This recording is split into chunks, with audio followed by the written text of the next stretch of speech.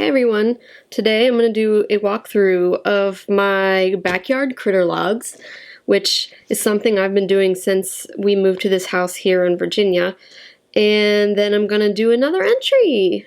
So yeah, these are handmade sketchbooks that a friend of mine made. I will put a link to her Etsy shop in the description. But she handmade these. They've got pretty fabric covers and really nice paper on the inside. I call this my backyard critter log. My very first entry was Mr. and Mrs. Cardinal. I love them so much. We have tons of cardinals here. We got an English sparrow, mourning dove,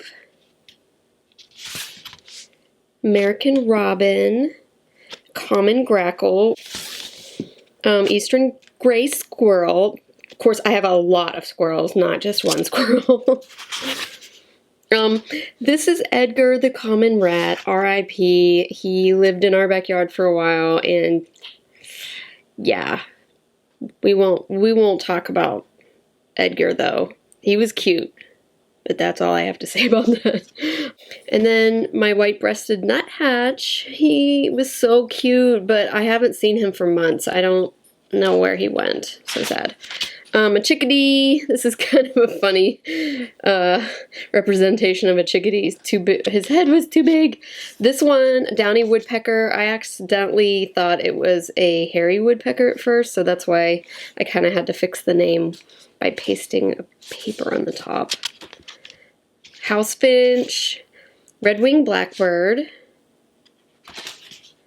tufted titmouse. This guy was so cute, but he isn't around anymore right now either. Not sure why. Brown-headed cowbird, white-tailed deer. We had this guy in our front yard, and she was caught in the middle of the night on our Ring doorbell. Gray catbird. House sparrow. Of course, there's tons of sparrows, but I'm not going to draw every single species because there's so many. Northern mockingbird. Carolina wren. Red-bellied woodpecker. Blue jay. Eastern starling. American goldfinch. I was so happy when this guy came. So pretty. Bald eagle. Okay, so the story about this guy is he didn't land in my yard, but there is definitely a couple bald eagles nearby, and they have flown over my house. So that's how I justified this. Oh, and these are all the butterflies and bugs. These were all mostly in 2018. Cabbage white butterfly, sycamore, tussock moth caterpillar, bumblebee, honeybee, ladybug, tiger moth, June bug, annual cicada, greenish blue butterfly, silver spotted skipper. I don't know how to say this. Anethus webworm? I don't know.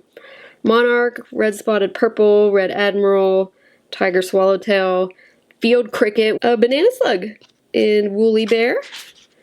Red-tailed hawk. This guy graced me with his presence one day while I was sitting in my studio drawing. He just landed on the swing outside of my window. I was so happy. Eastern garter snake. I think that... Oh, and then one more. There was a wood frog. And these were all last year up to 2018. We moved to this house in January 2018. Dark-eyed junco. Izzy, the neighbor's cat. She escaped into my yard. Then I started a new bug spread. Two-stabbed lady beetle, a blue damselfly, a buckeye, and a spice bush swallowtail. And I just left this one open because I plan on filling this up with bugs. White-throated sparrow. Then, of course, I had some Canadian geese that flew over.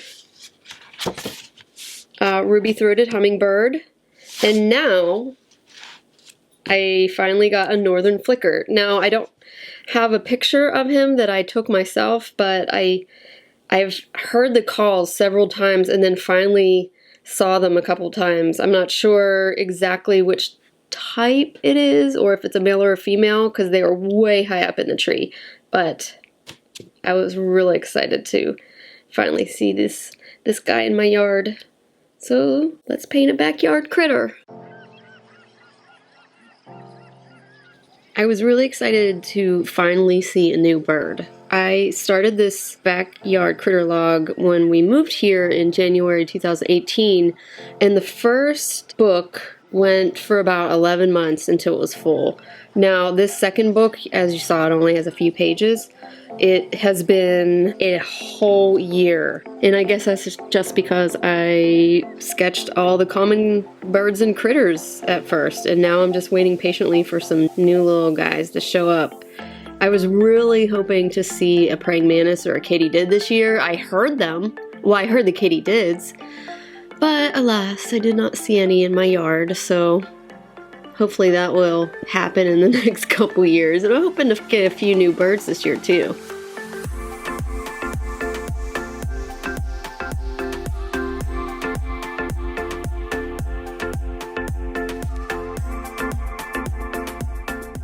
So some facts about northern flickers. They like to nest in a hollow, dead tree. I think the ones that are here live in the knot of a tree limb that's hollowed out. It looks like there was a branch there and it must have broken off or something, because I saw them, one of them coming out of it and the other one sitting on a branch. Of course, they might have just been gathering bugs from inside the tree, because that's what they mostly eat. Insects, beetles, but their favorite are ants. So I don't know. Either way, it was really, really high up in the tree and I could barely see her. I had to get out my binoculars. So I probably have a male and a female flicker out there somewhere, because apparently they stay together and feed the young together, although there's probably no. It says online, if you want to attract them where you could maybe actually see them, to keep a bird bath, which I do have one. You could put out raisins or apples, and I would love to do that, but because of Edgar the rat and his descendants, my husband frowns upon this, so there will be no apples out in the backyard. It's bad enough that I feed the birds with the seeds because it attracts the squirrels, and I've even had a deer in the backyard eating out of the bird feeder.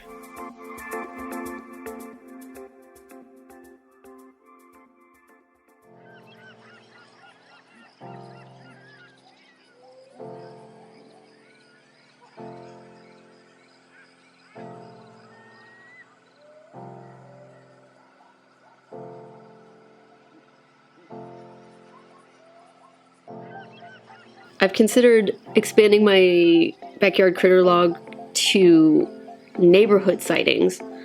And, you know, I might do that. I haven't really seen anything in the neighborhood that I haven't seen in my yard quite yet. But if I do, I think I am going to put them in the journal and then just maybe make a note at the bottom stating where I saw it. Especially since I'm not seeing very many new things lately.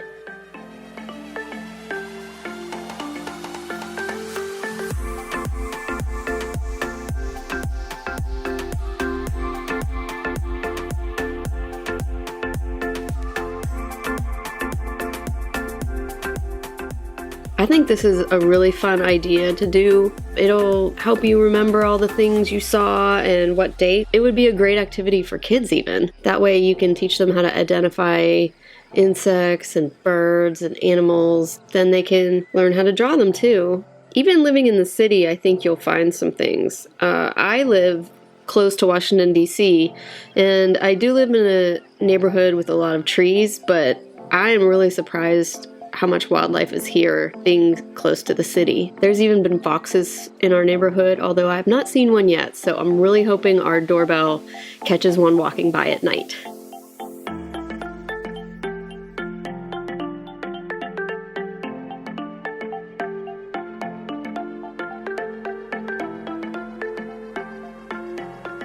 If you like this video, consider supporting me on Patreon. All these videos take a lot of work, and people like you help make this possible. Also on Patreon, I'm going to be posting paint with me videos and watercolor tutorials. So if you'd like to get in on that, head on over to my Patreon and you can get all these for $5 and up. You can still support me for $1 or $3, but you won't get the tutorials. But any amount counts and is so much appreciated. Don't forget to like and subscribe, leave me a comment, let me know if you do a backyard critter log and what kind of fun things you've seen in your yard. I would love to know. Have a great day, everybody. Bye.